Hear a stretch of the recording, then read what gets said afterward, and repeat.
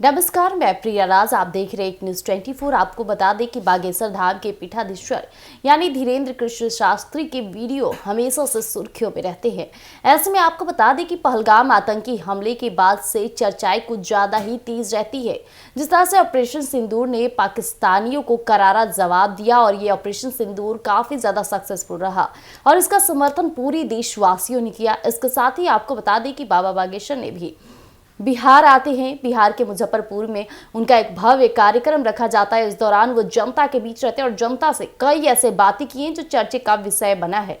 इसके साथ ही उन्होंने लोगों को एक बड़ा संदेश भी दिया है। कहा जाता है कि बाबा बागेश्वर जो बातें करते हैं वो लोगों के बीच में काफी ज्यादा सकारात्मक वे में प्रस्तुत होता है।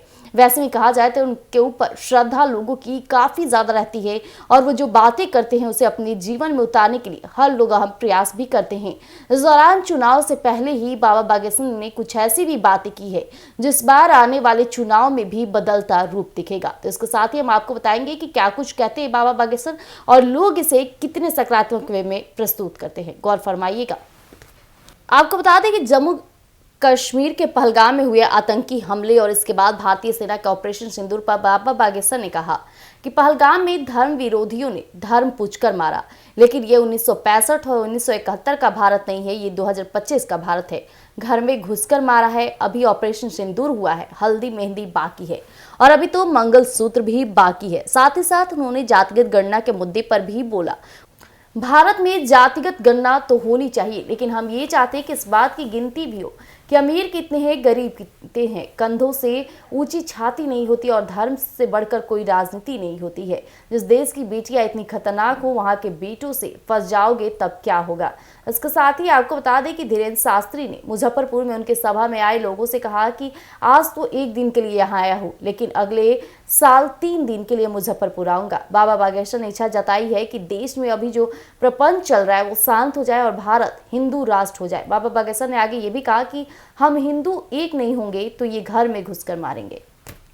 अभी आपने सुना कि बाबा बागेश्वर ने क्या कुछ बातें कही। इसके साथ ही उन्होंने पहलगाम में हुए आतंकी हमले पर भी अपना करारा जवाब दिया। इसके साथ ही ऑपरेशन सिंदूर की तारीफ करते हुए माननीय प्रधानमंत्री नरेंद्र मोदी ने जो भी फैसले लिए थे वो देश के हित में थे और देश को इसको पूरा सहमति करनी चाहिए। ऐसे में उन्होंने कहा कि हमें हिंदू राष्ट्र बनानी चाहिए। यानी कि लगातार देखा जा रहा है कि बाबा धीरेन्द्र शास्त्री और बीजेपी के भी पार्टी के नेताओं का बार बार कहना है कि वो चाहते हैं कि पूरा लोग एकजुट हों और हिंदू राष्ट्र को एकदम डटे रहें इसे लेकर, और ये शास्त्री जी ने भी बातें स्पष्ट कर दी है। इसके साथ ही आपको बता दें कि उन्होंने जातिगत गणना पर भी अपने विचार रखी। उन्होंने कहा कि धर्म और जाति दोनों में बहुत फर्क होता है, इसलिए इस बार बिहार विधानसभा चुनाव में इसका असर भी दिखेगा। और ये बिहार है, बिहार में अक्सर देखा जाता है कि वोट भी जाति को देखकर दिया जाता है।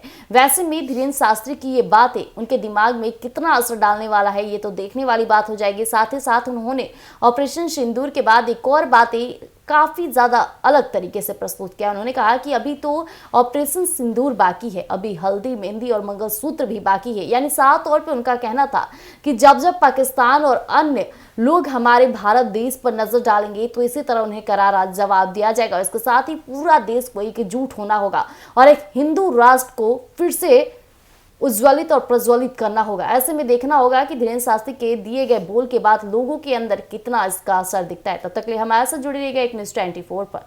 धन्यवाद।